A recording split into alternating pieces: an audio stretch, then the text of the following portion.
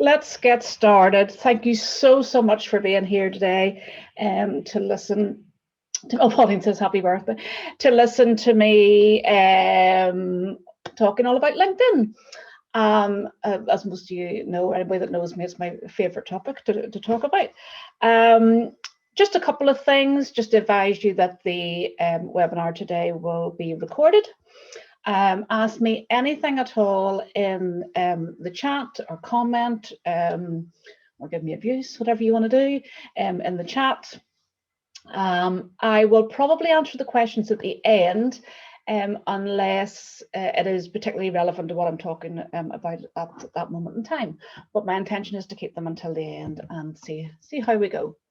So basically my talk today, as you can see, is all about using LinkedIn to rise above the pandemic.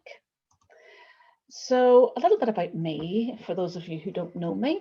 My name is Sharon Murray. I am the LinkedIn Revolutionary. I am 52, 53 on Sunday. Single mum to Jack, who's 18, Lucy's 22. My background is admin and PA, office management, mostly in the education sector. I started as a virtual assistant in June 2019. And as a virtual assistant, I essentially taught myself LinkedIn because I knew that's where all my clients were going to be. You know, as a virtual assistant, that was pretty much where they were going to hang out. So I did that, taught myself LinkedIn, and then people started asking me to do bits and pieces of work, LinkedIn work for them. So for a while, I sort of ran the two alongside each other. And then eventually, May last year was when I ended all the VA work and went fully into LinkedIn. And I have to say the pandemic did do me quite a few favors because obviously everybody wanted to be online. I have rebranded recently as the LinkedIn Revolutionary. I'm all about ripping up the rule book, having fun on LinkedIn. There's no need to be a grey suit on LinkedIn, as I say. We can still all have a laugh. And I really, my passion really is to get people to fall in love with LinkedIn. I always say I've made all the mistakes, so you don't have to. And I do. Prosecco's my little tipple. So there's one chilling at the moment for this evening after this presentation. Just a wee tiny bottle. I'm not going to. It's a school night. It's school night. So two things I want to cover. These are two questions that invariably come up all the time. And I thought I'll get these two questions out of the way because somebody is going to ask these. Should I have LinkedIn Premium? And I always have the same argument. Everything I do is on the free version of LinkedIn. Essentially on any social media platform, I'm a bit against paying out for anything. And the reason why I don't pay for LinkedIn Premium is because most of the features are more around the career recruiter element. And obviously I'm all about attracting clients and for small business owners.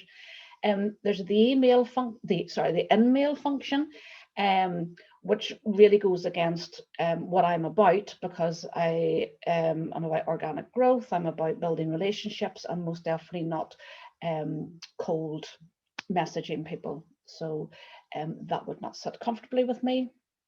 It will show you who viewed your profile. However, I find that a lot of the people that view mine do actually do it in private mode, so there wouldn't be any benefit. So the bottom line is it's really a no from me. Now, that is not to say if you have the option of the 30-day free trial, 100% give it a go if you would like to. But I feel that it's not really worth the money. And the other question I always get asked is, should I have a company page? Everything I do, I work out of a personal page. Company pages, it's very difficult to get followers. It tends to be more of just a one-way advertising platform. And I know anybody in business has heard this a million times, but people do want to connect with people. Companies don't buy from companies, humans buy from humans. So it's about creating the human contact first. However, I would say that you should set up a company page, but leave it dormant so that you can link it to your personal page to get the logo. So people do say to me, oh, how do I get my logo up on my personal page? You do actually have to set up a company page. and but you say you can just leave it dormant. So I've just had a question here about LinkedIn Learning. Ian, I'm going to answer that at the end. I've just made a note of it, but thank you for that, because that comes under premium. So that's just those two questions that always come up.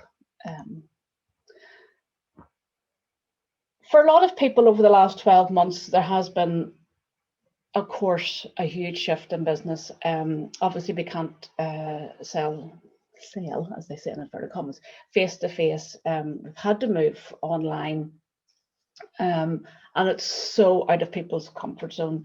It's completely new territory, and it's something that a lot of people are maybe nervous about using or unsure how to use. And I find so many people do come to me, and they really don't even know where to start with LinkedIn, but they know that they can't put it off any longer, that they're going to have to, in some shape or form, go on to online. So I'm going to talk about today reassessing your business message and ideal client within the climate that we're in at the moment, creating a powerful LinkedIn profile that then reflects the challenges that are going on, and some tips that will support your online sales journey and remove some of the fears that may be holding you back, holding your staff back during these rather challenging and difficult times. Apologies, I'm working off two screens at the moment, so I have to keep moving them both along. So it's predicted that 50% of sales will continue to be online even after the pandemic.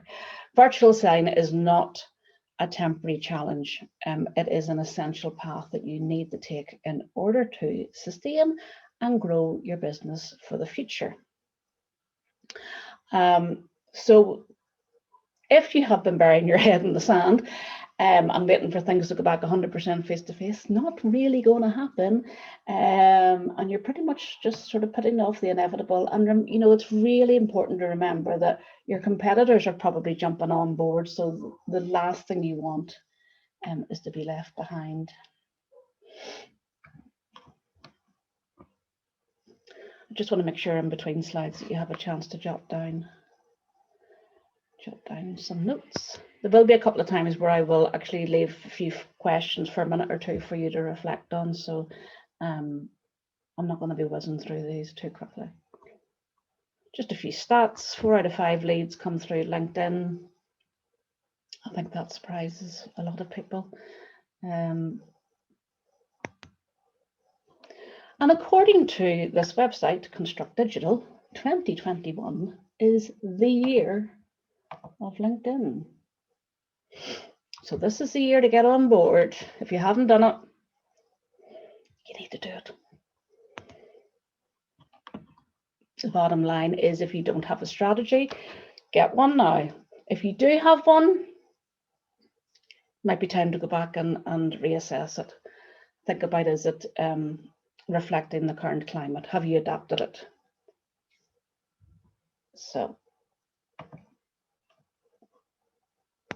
have a think about that. Sprout Social is one of my favorite websites. Do you think like your ideal customer? Do you speak like your ideal customer? Do you act like your ideal customer? Thinking about your LinkedIn profile or any of the content that you publish, is it thinking, speaking, and acting like your ideal customer? That's really important for your profile, really important for your LinkedIn profile.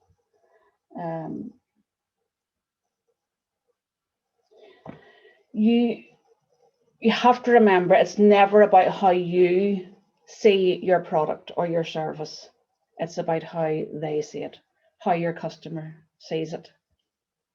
Always about stepping into their shoes and what's going on for them. So have a think. Does your profile really address any changes in your business? Have you pivoted, rebranded over the last few months? Does it reflect what's going on for your clients? How has their business changed? How have they adapted? What are they struggling with? and thinking about, is your profile really relevant to right now? Not yesterday, not tomorrow, today. And it's thinking about it from a very short-term perspective. At the minute, we can't really think too far ahead because nobody really knows what is ahead of us. We've never been in this situation. So when you're thinking about your profile at the moment, don't think too far ahead with it. Make it really timely.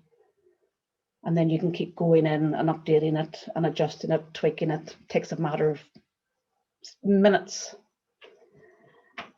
But keep it up to date all the time.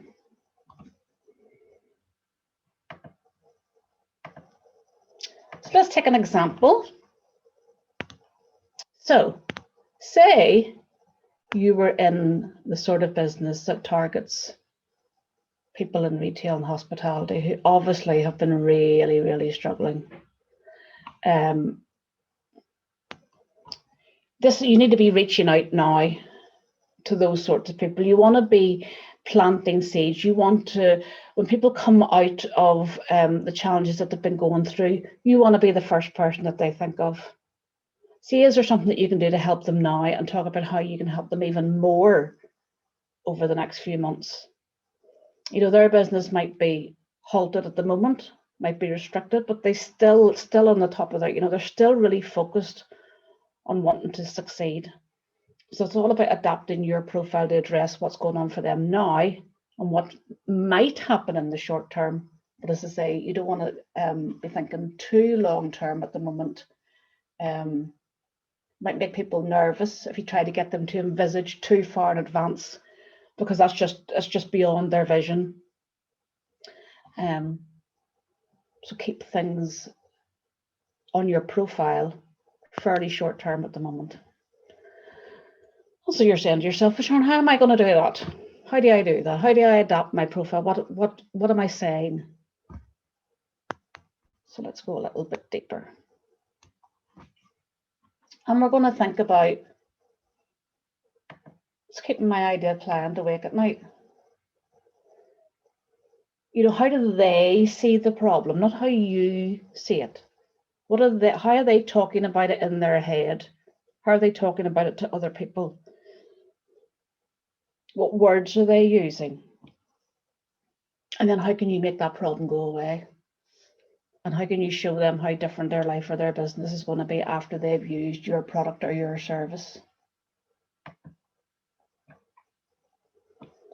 I'm just going to give you a moment to think about that.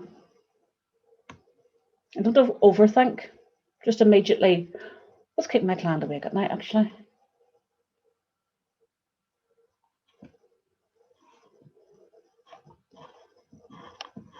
There's a big difference between how they view the problem and how you view, or what you know the problem is. I just want you to have a think about that.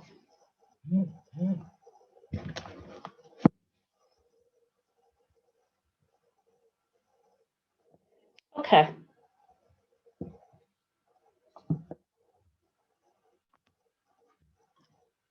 What about it? So when you're thinking about the problem as they see it, then you need to talk about the solution to that problem. Again, the solution must be relatable to how your audience sees the problem. I want to give you an example. I always use this. It's a really simple example. So I'll just go back before I move on to that.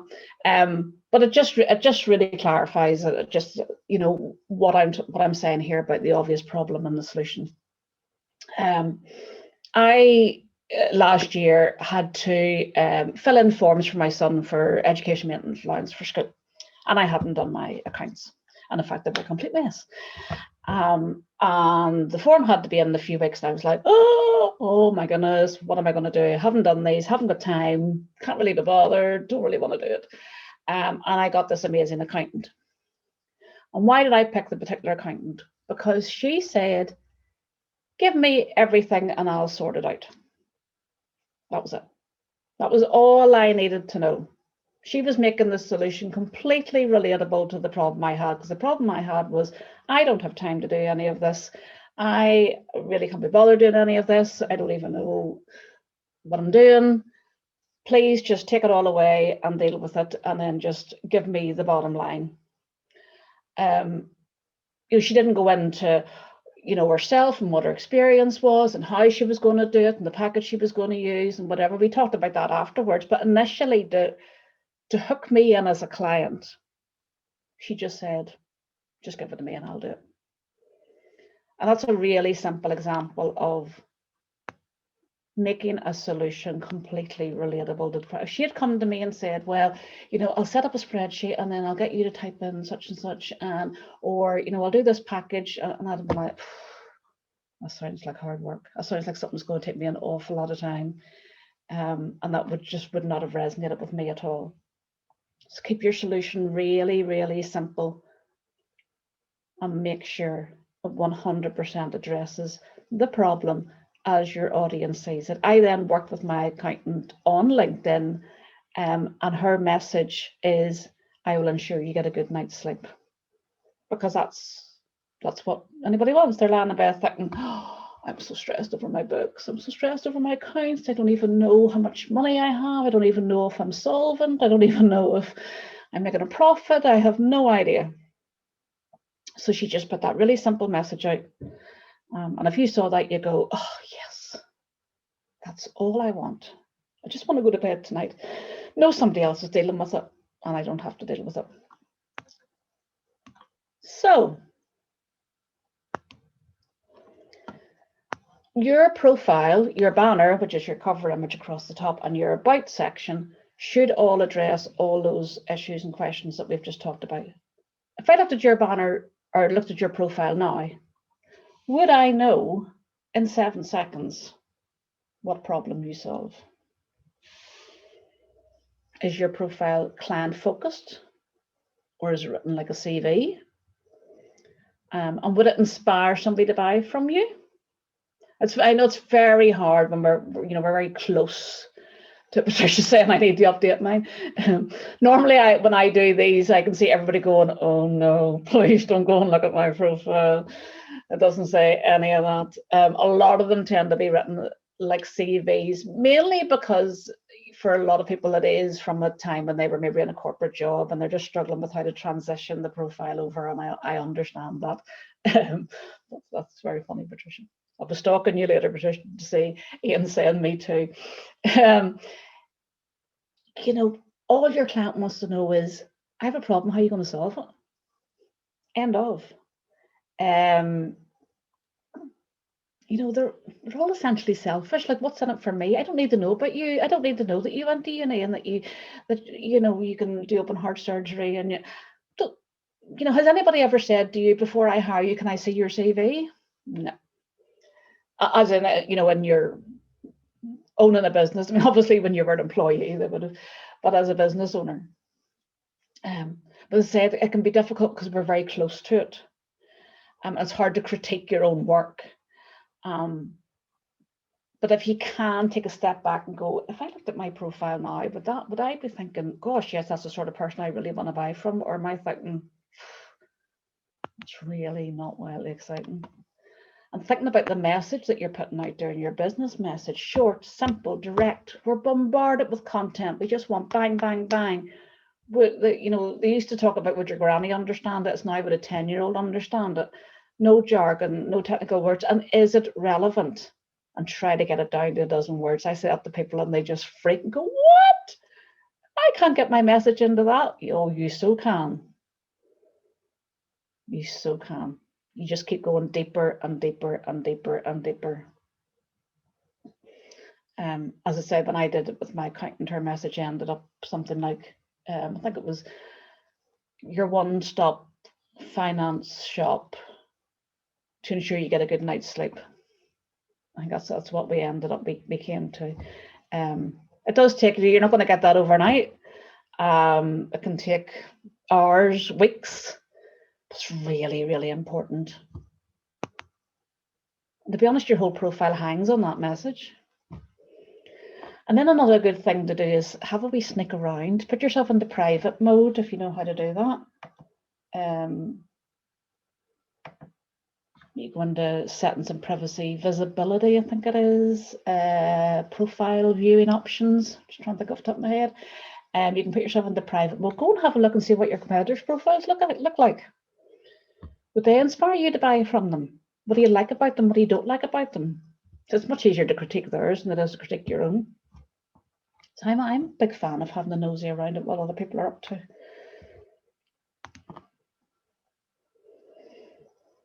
So have a think. Has there been a change in what the purpose of your business is or what it stands for over the last 12, 18 months? Is it still all relevant? Does your business message or tone, the words that you're using, is it reflecting the current challenges in your sector? And then are you putting that across in your profile? So Pauline saying to me here, do you recommend not having a background of employment and more of the problem versus solution? If you're on LinkedIn to generate leads and get clients, you have to talk about what's going on for your client, what the problem is, and how you solve it. If they want to know more about your employment, they can most certainly scroll down to experience. But in that top half, your banner, your headline, your about, has to be all about them. That's all they're interested in. As I say, if they want to scroll down, they can find out more. But initially, it's all about hooking people's attention, grabbing people's attention, so that they stay on.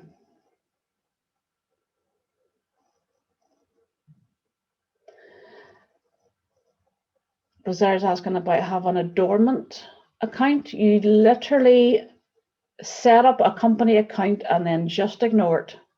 That's all you do. Lots of people do it. You just ignore it. And that'll just sit in the background. Patricia's away for a meeting. Catch you soon, Patricia. So, what does your LinkedIn profile say? I'll try it again. What does your LinkedIn profile say about you and your business?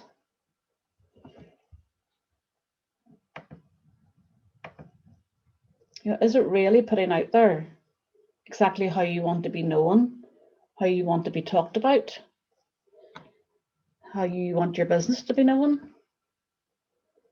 And this is really where the whole branding thing comes in. When you think of brands that you buy, reasons why you buy particular things, why you go into particular shops, why you don't buy particular things, maybe for ethical reasons or whatever. And that's what people really connect with. So it's really important that you talk about what you stand for. And I say particularly at the moment with what's going on.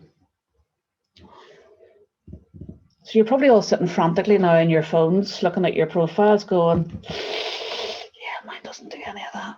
Oops.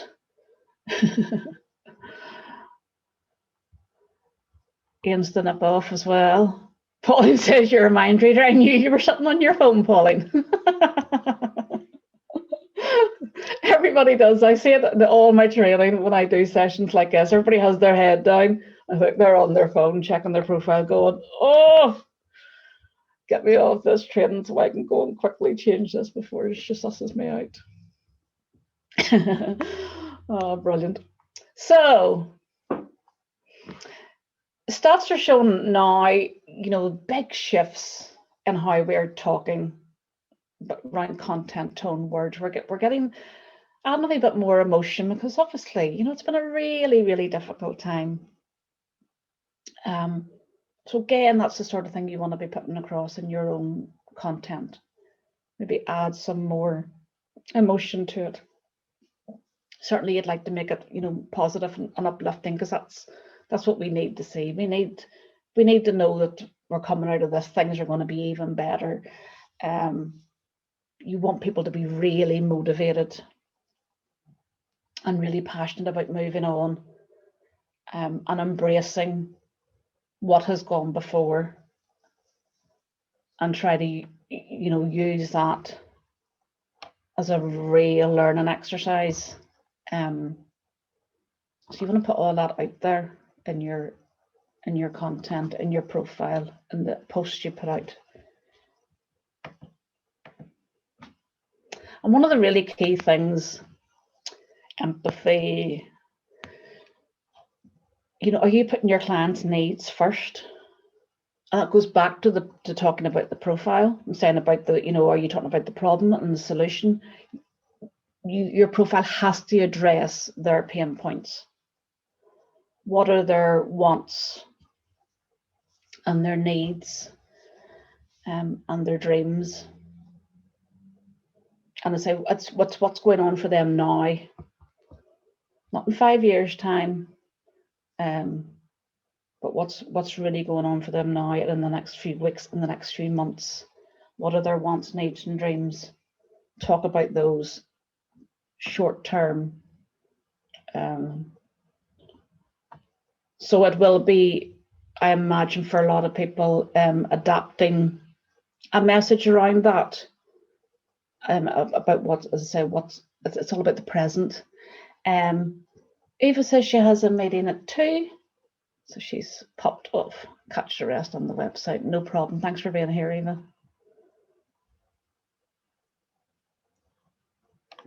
Excellent.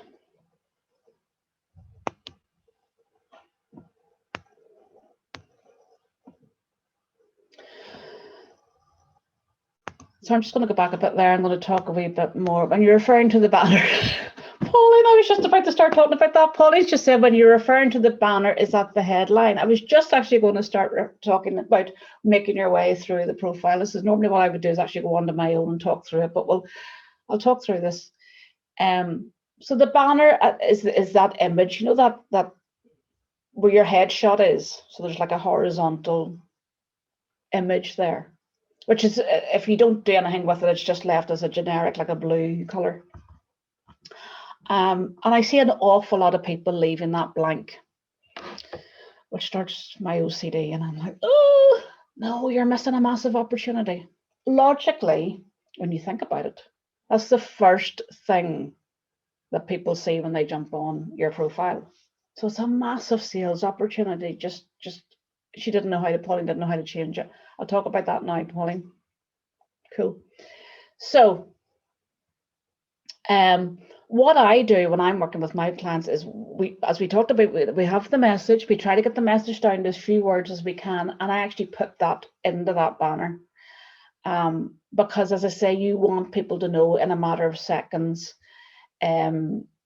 what problem you solve. So get it into that banner.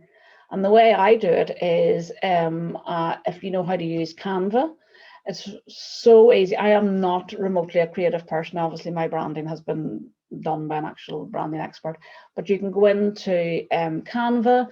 There is a template specifically called LinkedIn Banner Template. There are loads of stock templates that are already there that you can easily pick one, or you can start a blank one. And if you have your own branding colors and different things, you can obviously upload those and bring all that in. You might want to put your logo in. But I suggest you don't make the banner overly fussy, because you want the message to be the key thing. You want it to be the main focus. And as well as that, make sure that you keep most of the text over to the right hand side, because the circular photo of yourself obviously obstructs anything on the left. So you want to keep everything over to the right. Did I say that right? Or did I left? Yeah, keep everything over to the right. Because say your photo will obstruct stuff on the left. So say get that message really tight and get it into the banner. So that's the first bit. Then you come down. This is a really simple thing, mainly for the women that are here. When you put your name in, make sure it's a name that everybody knows you by. So whether it's your married name, your maiden name, the last thing you want is for it to be difficult for people to find you. So And to be honest with you, I was 100% guilty of this, and this is why I talk about this all the time, because I had my maiden name in Facebook, because I had originally, when I went on, goodness knows how many years ago, it was to find people I'd gone to school with, and I knew they wouldn't know me by my married name. But then when I started my LinkedIn profile, which would have been when I started my business, I went in as my married name, even though I'm now divorced. It's all very confusing. But anyway, people kept saying to me on Facebook, oh, I tried to find you on LinkedIn and I couldn't. And it's because they were putting in the wrong name. And I suddenly thought, oh my goodness, the last thing I wanted people not to be able to find me. So try and be consistent with your name across platforms. It's like a really basic thing, but it happens all the time. So that's just something to be aware of.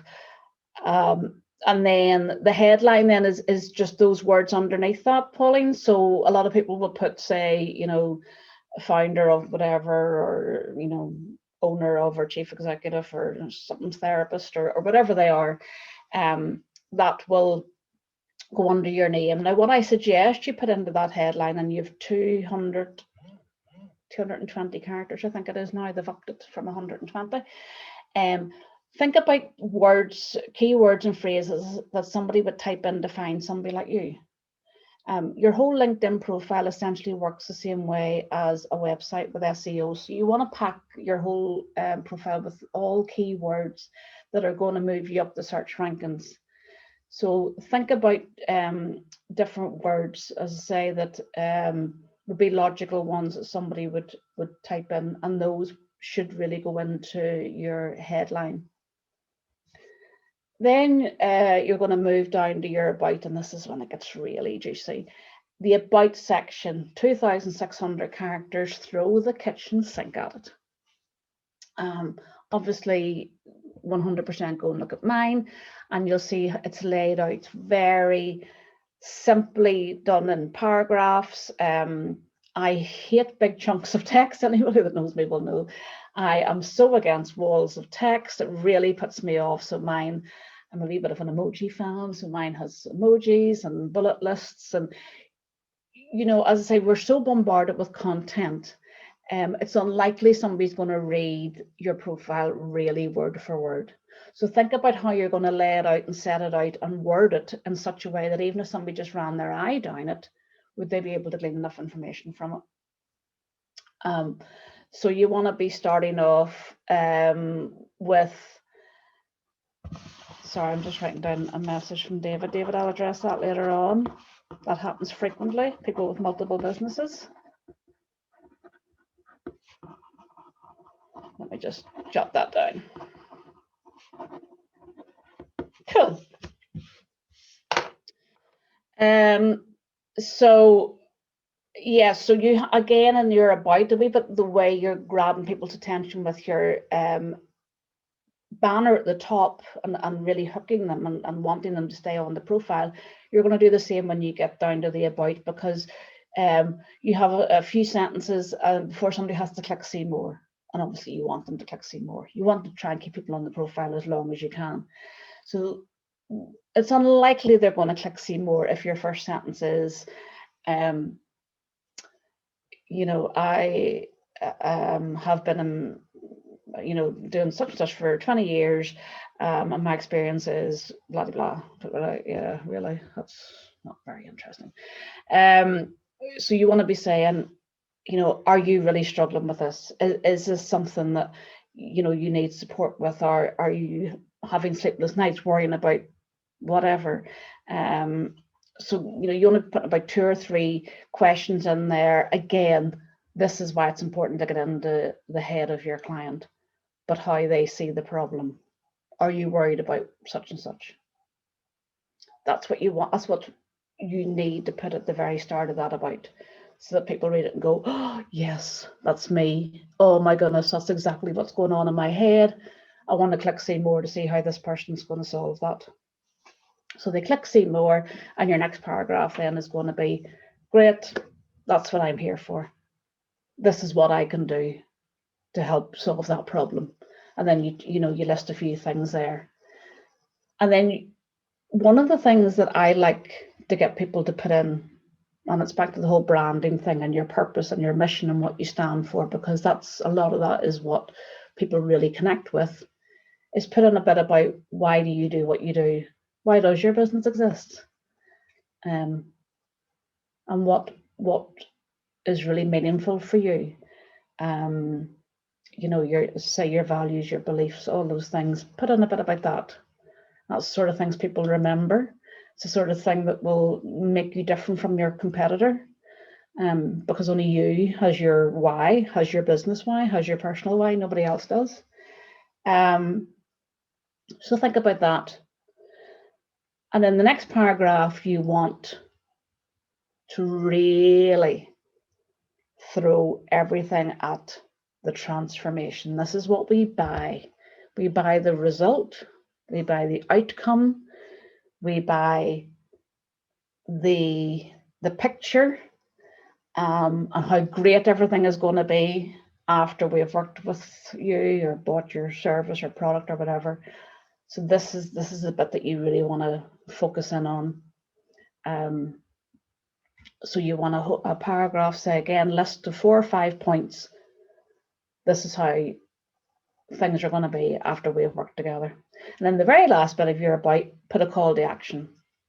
You know, if you want to know more, if you want to book a call, let's have a chat, here's my number, or send me an email, whatever way you want somebody to get in touch with you. Unfortunately, they're not clickable. You can't like click through, which is a bit of a pain. And you can put your website if you want, say your email address if you want, but the people will have to actually copy and paste it. Yes, there is a contact info section in the profile, but always make things as easy as possible for people, because we're all essentially lazy. Nobody's going to bother going to try and find the contact information section. So just put it right there, one sentence. Here's how to take the next step.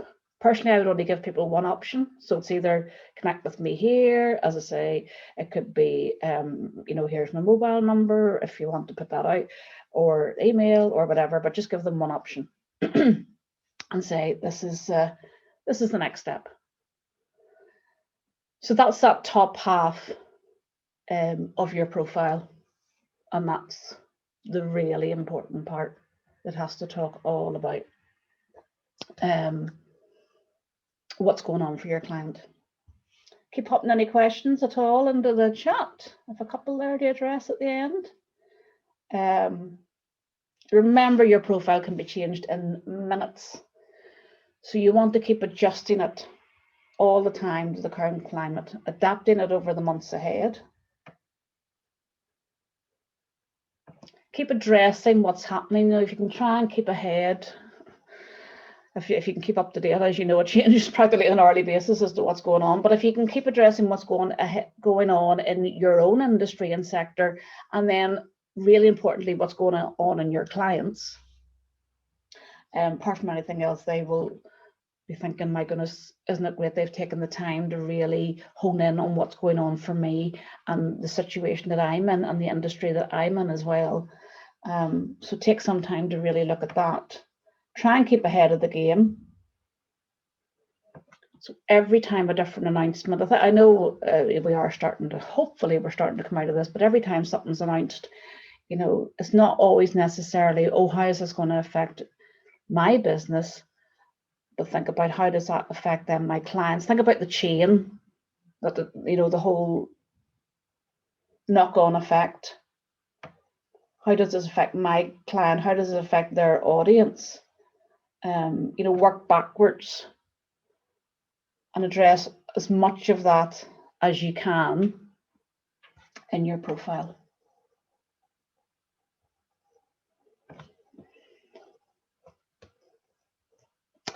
So I'm going to let all that sink in. There's quite a lot there. And I'm going to move on then to LinkedIn being a virtual sales office. I went off on a tangent there about profiles, so I'm going to move on. This is sort of the second half. So, are you still with me? Are we all good? Has anybody nodded off? Hopefully not. Do you know what? I think I've got the dairy weather coming. It's suddenly gone dull. What have you all been doing? You've been pushing it down the road to me. Okay, moving on. Are you leaving money on the table? So I talked about this before, how crucial it is to be online at the minute.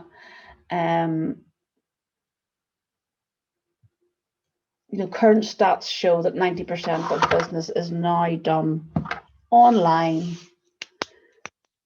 Virtual selling is essentially becoming the norm.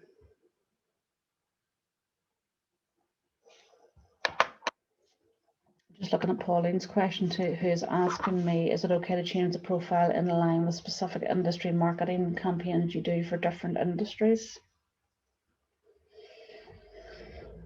Oh, there's a question, Pauline.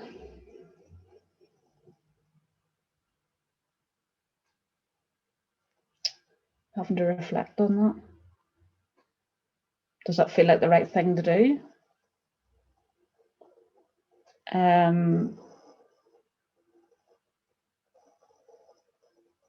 Would really be the answer to that? Does it sit comfortably with you? Would it seem right? Would it feel right? Would it look right? Would it be confusing for your clients? To be honest, I think that's something that we maybe would need to chat about deeper, because I'd have to go into your profile and look and then have a deeper conversation as to what all the specific industry. I'd like to chat about that, Pauline, if you're up for that. I do like a good gritty conversation. She says, I'd love to. Cool. Catch up with me after, Pauline. If I got into that now, that would definitely be here for the rest of the day. This is from Virtual Selling website. The challenge now is to ensure that your sales activities are aligned to this new way of working, so that your virtual selling activities help you to successfully reach prospects, qualify opportunities, close deals, and provide the best possible virtual selling experience for your customers and partners. And where better to do this than on LinkedIn?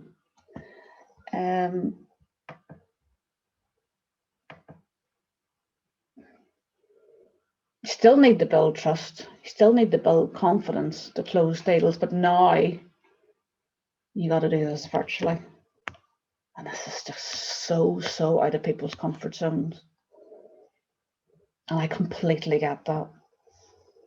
When I think about this, I think particularly because I used to work in an accountancy firm. And what comes into my mind is the traditional industries, what I would class traditional sectors, like accountancy, like legal, finance. They've never had to do this. They went into those areas because they wanted to focus on being on numbers, but they've never had to sell.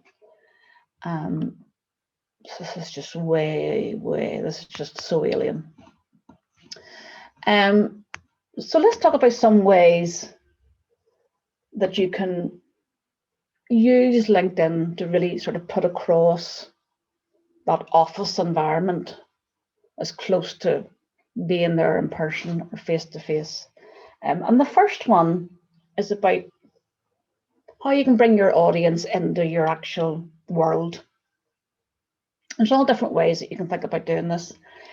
LinkedIn stories in particular would work well in this part. So you might want to do some quick videos behind the scenes. Apart from the fact we're all incredibly nosy. We'd love, especially us women, so nosy. I mean, how many times over the last year have you been watching the TV, they've been interviewing a celebrity in their home, and you've spent the whole time looking behind going, oh, I wonder where they got that lamp. Oh, looks nice. Don't think much of that kitchen. You think with the money they have, they're going to get a better kitchen than that. We're just so nosy. That's why reality TV does so well, because we're just really nosy. So absolutely show behind the scenes. Show your team if there's more of you. Show the dog if the dog's part of the team. Show your work environment. Might be new equipment that you've had to buy. Even just for me today, I got my banner done. Thank you to Bangor Signage for my amazing banner. I got my ring light, which I don't actually have on at the moment. You know, all those sorts of things. People love all that. Describe your typical workday. You can do all this, put all this out there on LinkedIn. We all love to know that. And even outside of LinkedIn, think about when you're on Zoom calls, technology that you're using and the branding is even on Zoom calls. You know, do you have, you know, one of those backgrounds or your banner or your, you know, is your branding on your slides, all that sort of stuff. So that's the first one. Next one, be positive, enthusiastic, and I think really importantly, be conversational, because this is what we're missing. We're missing conversations. We're missing coffee shop chats. We're missing the staff room and the office chats. You know, every piece of content you put out there on LinkedIn, your profile, your posts, whatever, when I'm doing it in my mind, I'm trying to imitate a conversation that I'm just having on a one-to-one with somebody. And certainly with video, they always say you should do that as if you're talking to just one person. You know, keeping that like really dream customer in the back of your mind and talk to them specifically. Ask them questions.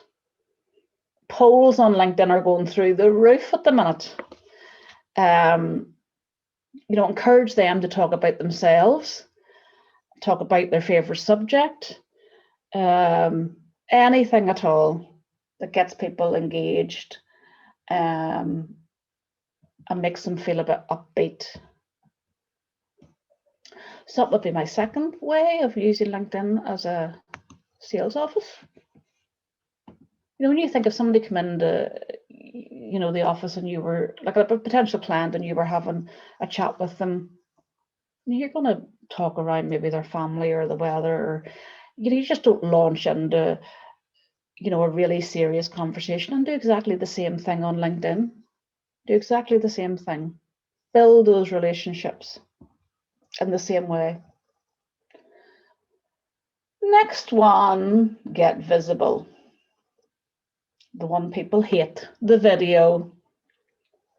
And this is very much one of these do as I say, not as I do, because I am not great at doing videos myself. And I know the thought of them is really scary, but seriously, it does greatly accelerate the trust factor. Obviously, if you can see somebody's face, hear them speak, you know, you're going to find more, you feel more of a connection with them, and it does speed up the buyer's journey. Because before people decide what they think of your service, they decide what they think of you. So you've got to come out from behind the screen. And at this point, I'm just going to actually plug, if anybody knows the fabulous Niamh Macaulay in Dungannon, Purple Dot Media, she is absolutely brilliant. If you want video training, anything, she's the girl to go to. She's great. Connect with her on LinkedIn if you're not. Her wee videos are fab. And she's so cute. She's lovely. Number 4, I'm sure you've heard this a million times, be human. On LinkedIn, remember, it is a networking platform. It is all about two-way conversations. It's not one-sided. You don't connect with people and then ignore them. You connect with people and then you start conversations. Be the person to take initiative. And make sure it's all about them and not about you. You're not going to go in for the hard sell. Make sure you always stay on the radar of your potential client. posting and sharing content that might be relevant to them. And then once relationships have been built and a trust factor is established, and you feel it's the right stage, and it feels right and feels comfortable, then that's when you think about taking them offline. Hey, you said you were struggling with such and such. Have you 5 minutes for coffee and a chat? I want to, I think of some ways that I think would really help you move forward. Nobody will jump on a call with you unless there's something in it for them, that they're going to get some value from it. That's the only way you're going to get somebody onto a call. So just be human and be a nice person. Not rocket science. So number 5, really important. Be patient and be consistent. But you've heard the know, like, and trust factor, I'm sure. And it will take longer to build up relationships online because you just don't have that same connection. It just takes that bit longer to build that up. Growing your network and establishing quality relationships is a slow process, but it's so worth it. And I mean, I use the word patience with LinkedIn all the time because so many people will say, oh, I tried LinkedIn, it didn't work, it was rubbish. And I always ask the same thing, how long did you try it for? Well, it must have been a whole month. I'm like, yeah, ain't going to work in a month. You have to keep pushing and keep pushing and then suddenly it all starts to kick in. Suddenly you start to see the potential, you see the benefits, and then you think, oh, why didn't I do this ages ago? This is the best platform ever. But you got to keep going. And I know there's times with my clients that they're thinking, she's been talking rubbish because this is just not working for me at all. And I'm like, no, come on, we're going to keep going. We're going to keep going. And then suddenly, as I said, things just start. I mean, I've been on LinkedIn now for nearly 2 years and I'm still getting people coming back to me now. I had somebody actually the other day ask me about doing transcription. I haven't done that in about a year. So that can be sort of how slow the process can be. But just stick with it. Stick with it. It's really, really important. And if you're still not convinced about LinkedIn being a sales platform, let me tell you why you should be using it. You can talk to more people in less time. Talk to anybody in the world. You can work from anywhere in the world. So essentially the world is your oyster. So embrace it. Why would you not? Why would you not? So I'm going to go back a couple of questions. Ian Young asked me about LinkedIn Learning, which is one of the features that you get with LinkedIn Premium. I have used LinkedIn Learning. It's not great. Still wouldn't pay the money for premium to get LinkedIn Learning. I don't know if anybody else has used LinkedIn Learning and would like to comment, but I'm not overly impressed with any of the seminars or training I've done with LinkedIn Learning, to be perfectly honest. I've maybe come away with one little tip, but I don't find them all that great. Another question, and this comes up a lot. David asked about if you have multiple businesses. Yes, this comes up all the time. So Pauline has to go. Symbol connected, John. Can you please send me your slides too, if you don't mind? Just need to check, Pauline, if that's something that I'm able to do. I need to check with the ladies at the council and see what the situation is with that. If I can, I most certainly will. It's great to see you here, Pauline. Chat to you soon. So yes, multiple businesses. Oh, right. Always a really difficult one. Personally, I think it's really, really difficult to try and put across multiple messages on a personal profile. I know David was saying that's why he has company pages, and I get that. But company pages just do not get good traction.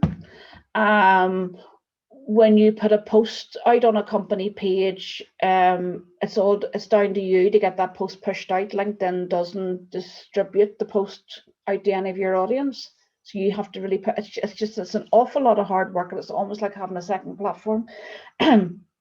Now, unfortunately, you can't have more than one personal account.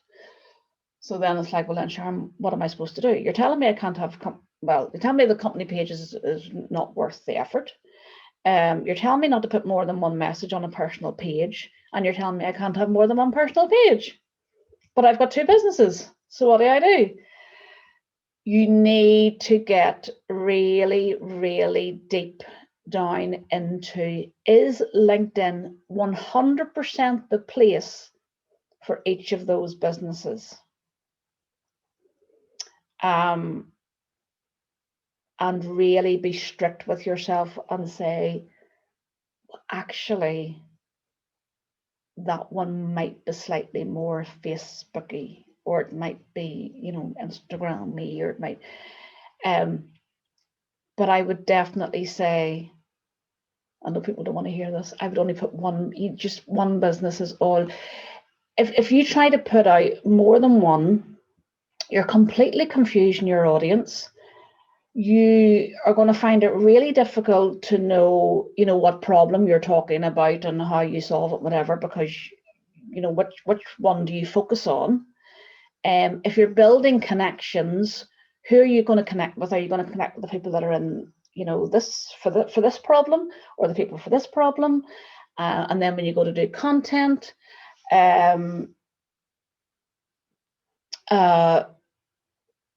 if you're going to post about one thing, the other audience is going to be like, oh, that's really boring, it's got nothing to do with me, and then they'll switch off. So you're sort of diluting everything, and everything gets too vague. So Dave, I know yours is accountant and tour guide. I would leave it down to you to make a decision as to whether you feel one of those has a majority for LinkedIn. Possibly the accountant one.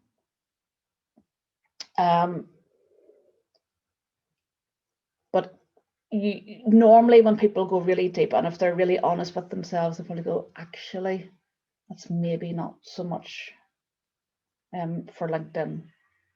I'm really hoping that answers that question. Just think really, really serious about where your audience hangs out for those two businesses. Anya has just asked, have you any suggestions on how to strike up a conversation with an ideal client and sustain it without letting it come across like a hard sell or that you're having a pointless conversation? I usually try to compliment them about something on their page, but struggle beyond that point. Yes, Anya, I completely get where you're coming from. And you're doing exactly the right thing about, complimenting them 100%, or asking their advice, or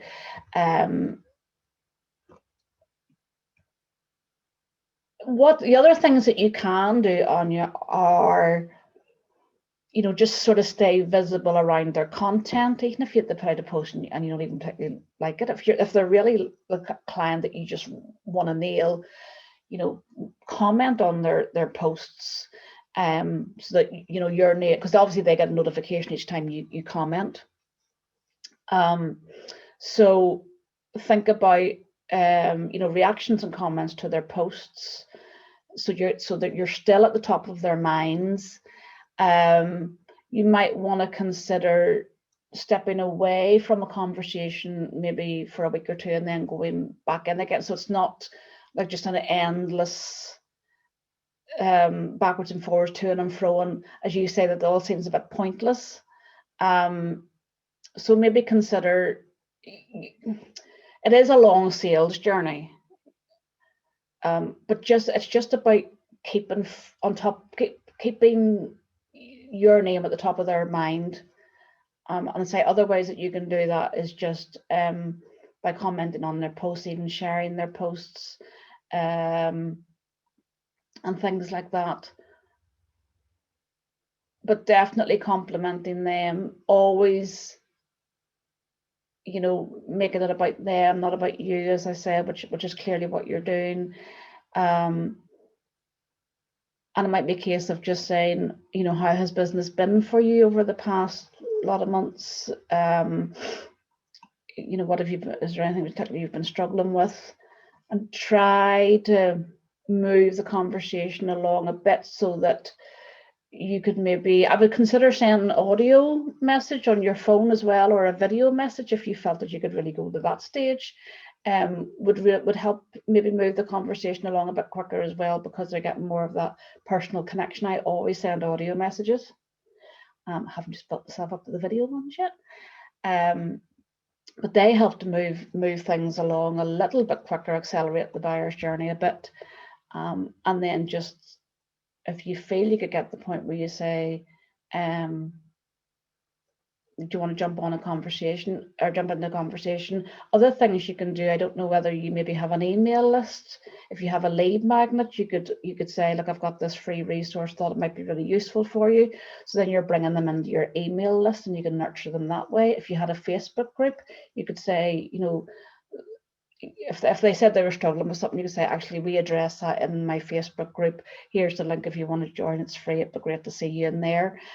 So there's other ways that you can get them sort of moved along, get them offline, bring them into your community, where you can nurture them a bit better. I hope that helps, Anya. I think I have a question in the Q&A. Patricia asks, is LinkedIn better for selling services versus physical products, or does it work for physical products as well? And that's a brilliant question, Patricia. Thank you so much for that, because there have been some shifts as well in that.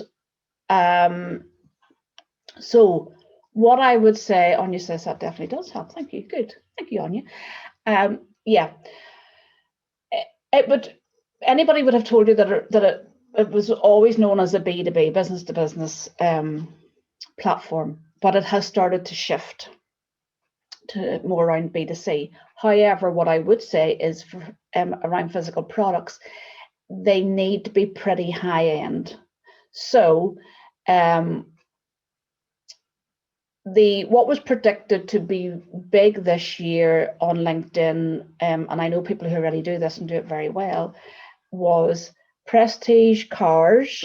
And I understand if you look up stats, because my father was telling me this the other day, that the sale of really top cars has gone through the roof because people have had all this money that they haven't been able to use. High-end prestige cars, luxury travel. Funnily enough, we're all going to do the whole bucket list holiday, hopefully, because we haven't been able to get away anywhere. So you're talking the really top luxury travel. The third one is high-end sports equipment. And when you think about Peloton, and you know, they were about to go bankrupt before pandemic, and then obviously look what happened, and you know, they're not cheap if anybody has looked at them. So people have been more or less setting up gyms in their house. So that really high-end sports, golfing equipment, all those sorts of things, people have been are going to be handing out money supposedly for those. The fourth one is bespoke tailoring and clothing. And I did see recently, and for all the ladies that are on, one of the brands that is really killing it on LinkedIn at the minute is Kate Spade. So, you know, we're talking pretty exclusive luxury products. And the last one is technology. So you're talking like your what is there? I'm not very up to date on all the technology, but you know, like Garmin's and MacBooks and I suppose the really sort of high end stuff. Those are the physical products that are going to work. So it's interesting you asked that, Patricia, because that's exactly what the shift has been. this over the last sort of year or so. So it is starting to move a bit more into products. So thank you for that. That was really valuable. Denise asks, I would make connections with HR directors to let them know how I can help their teams at this time and bring positivity training to their staff. What is the best way to do this? Best way to do that is, as you say, go into the search bar, search for HR directors, send them a connection request. When they accept, send them a message saying, really chatty, hi, it's great to have you in the network, how are things going? Not to obviously get bogged down at that moment in time about what all you do, then start to put out content around staff training and positivity. If you are able to create some sort of e-book, e-sheet checklist type freebie thing, Denise, that you think would be really useful, do that and then send that as a free resource. When you direct message people, you can say, listen, I have this free whatever, you might find it really useful.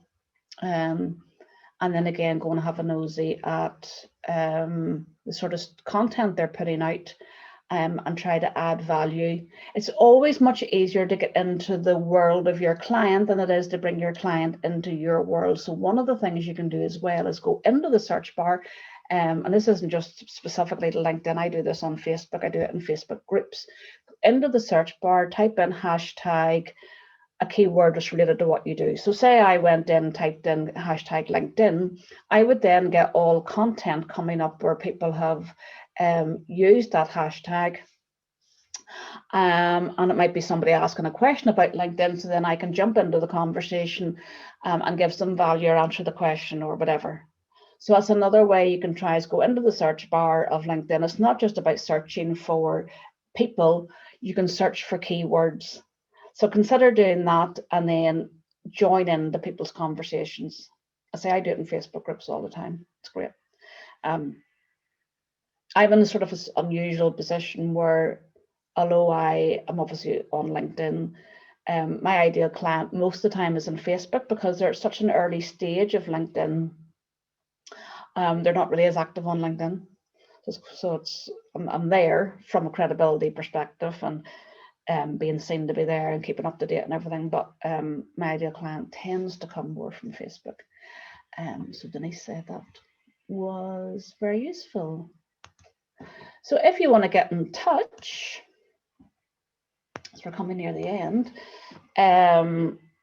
obviously, funnily enough, you can get in touch with me on LinkedIn. Let me know how you know me. So if you're sent me a request, just pop a little message in, because I'm getting a bit more choosy as to who I decide to accept. So make sure you just say, oh, I heard you today. Excuse me, I heard you today on the Enterprise Week training. Put me a little message in Messenger if you want, or you can email me. Really easy email address to remember. So it's sharon@sharonmarylimited.co.uk. And if there's anything at all I can help you with, obviously let me know. So if we have no more questions, there's just a few things I need to just mention at the end. I think I covered everything. I'm just going to run my eye back down these again. Can't believe the sun's gone. What have you done to me? I bet it's lovely and sunny now in Derry. I think that's it. Cool.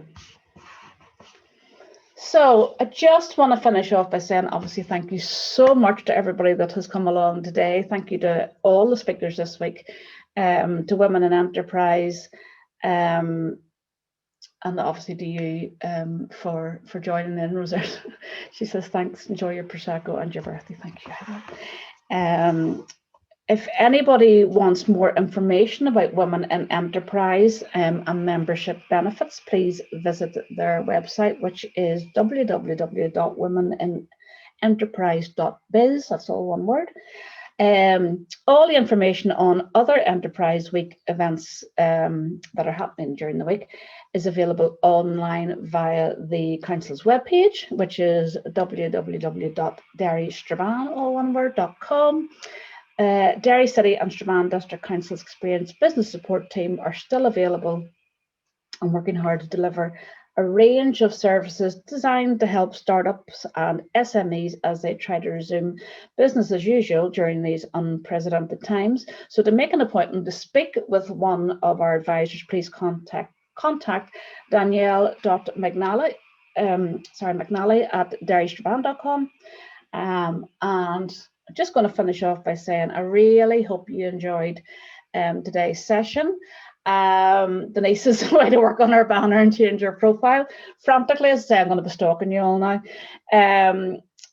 I hope you find it of benefit. You know where I am. Pick my brains anytime, and I really wish you every success to everybody for whatever is going to come our way in the next few weeks or months. So take care, everybody. Stay safe. What's Emer said? Thanks, really learned it. I've had bad internet connection. Up there, love you. No, you weren't distracting at all. Might have been for the lovely Gemma and Danielle who were doing the back end, but I didn't get anything at all different from my end, so no problem. Thank you very much, Sharon. Very informative. Enjoy your forthcoming weekend in Derry. I am so looking forward to it because I get to be with my lovely other half. So thanks again.